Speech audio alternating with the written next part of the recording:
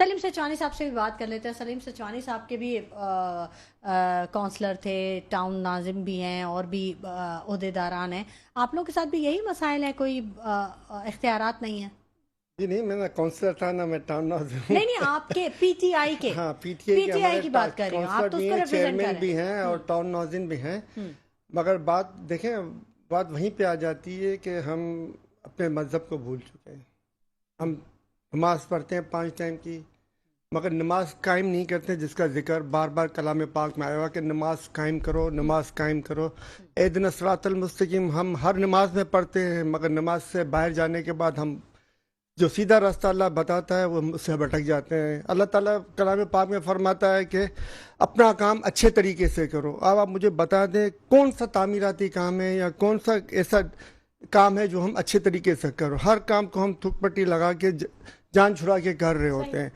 صفائی نفس ایمان ہے, ہمارے کلام پاک میں لکھ کے دیا گیا ہے. ہم دیکھ لیں صفائی نفس ایمان کا کیا حال ہمارے یہاں پر ہے. ابھی تو یہود و نصارہ کبھی آپ کے دوست نہیں ہوں گے. قرآن شریف میں ہمیں لکھ کے دیا گیا ہے. مگر دیکھ لیں ہمارے جتنے بھی اشرافیہ ہے, ہمارے جتنے بھی جو اسٹیبلشمنٹ ہے, ہمارے جتنے بھی حکمراں طبقہ ہے, وہ تمام کا تمام بیرون ملک میں پراپرٹیاں بنا رہا ہے اور تمام کا تمام انہی یہود و نصارہ کے ممالک میں اپنے آپ کو سیٹل کر رہا ہے اور یہاں کی عوام کا خون نچوڑ رہا ہے. تو یہ مسئلہ جو ہے حل اسی وقت ہوگا جب ہم اپنے آپ کو اپنی صحیح راہ کو متعین کریں گے. ہم چاہیں گے کہ ہم انصاف کا نظام قائم کریں, تو آپ دیکھ لیں انصاف کا نظام کہاں ہے. 150 سے زیادہ مقدمات بانی پی ٹی آئی کے اوپر ہیں. یاسمین راشد صاحبہ جیل کی صحبتیں برداشت کر رہی ہیں, 70 سال سے زائد عمر ہے, کینسر کی پیشنٹ ہے. اس کے علاوہ دیگر جو ہے وہ ہمارے جو ہیں میاں اعجاز چودھری اور دیگر جو ہیں وہ بھی جیلوں میں بند ہیں. اور اس طرح دیکھیں جب یہ سیاسی صورتحال ہے نا, یہ سیاسی صورتحال ہے, مگر آپ دیکھ لیں کہ سیاست جب ہے گندی تو کام بھی ایسے گندے ہوں گے نا. سندھ گورنمنٹ کی جو کارکردگی ہے, دیکھیں اب فنڈز کا معاملہ ہے. وفاقی حکومت نے کہہ دیا, وفاق نے کہہ دیا کہ بھئی ہم فنڈز جو ہے وہ ریلیز کر رہے ہیں آپ کے منصوبوں کے لیے, اور ہم آپ کو فیسیلیٹیٹ کر رہے ہیں, بہت کچھ کر رہے ہیں. ابھی موحد انور صاحب سے بات ہو رہی تھی, انہوں نے کہا 1 ارب دیے جائیں گے ہر ایم پی اے کو. تو یہ پہلے بھی ہوتا رہا ہے, فنڈز پہلے بھی یہ کرپشن کی نظر ہوتا ہے, زیادہ تر کرپشن کی نظر کام نہیں ہوتا.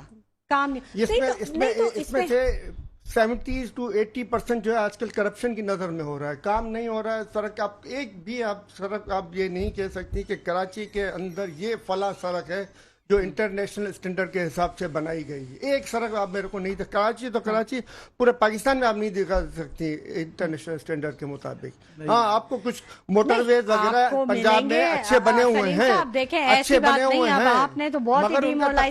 مگر تخمینہ جب آپ لگائیں گی, جب آپ ان کا تخمینہ لگائیں گی تو وہ انٹرنیشنل اسٹینڈرڈ سے ہٹ جائیں گے. یعنی 5 کروڑ میں تیار ہونا ہے تو وہ 25 کروڑ میں تیار ہوگا. وہ ایک الگ چیز ہے, بجٹنگ ایک الگ چیز ہے, انٹرنیشنل اسٹینڈرڈ بالکل ایک الگ چیز. کوالٹی ایک الگ چیز ہے, کوالٹی بھی کہہ رہا ہوں اور اماؤنٹ بھی کہہ رہا ہوں, میں دونوں اور کوانٹٹی دونوں کو مکس کر رہے ہیں, دونوں کے حساب سے کہہ رہا ہوں. اب یہ تو نہیں ہے نا کہ آپ ایک گلاس جو 10 روپے میں بن سکتا ہے اس کو 100 روپے میں بنا کے آپ لوگوں کو دکھا دیں کہ دیکھو میں نے کتنا شاندار گلاس بنایا, میں نے دیکھو کتنا شاندار گلاس. آپ یہ نہیں کہہ رہے ہو کہ آپ نے قوم کا کتنا نقصان کر دیا, وہ نہیں دکھا رہے ہوتے. تو اس طریقے سے جو ہے گورنمنٹیں نہیں چلتی, اس طریقے سے ملک ترقی نہیں کرتے, اس طریقے سے شہر ترقی نہیں کرتے, اس طریقے سے صوبے ترقی نہیں کرتے.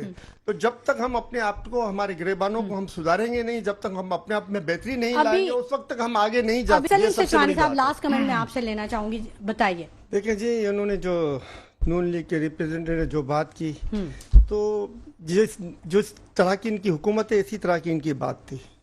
آپ دیکھ لیں پیٹرول پمپ کھولنے کی بات کریں, پیٹرول سے ہی انہوں نے بجلی بنائی کیونکہ پیٹرول میں ڈائریکٹ ان کو کمیشن ملنے میں بڑی آسانی رہتی ہے.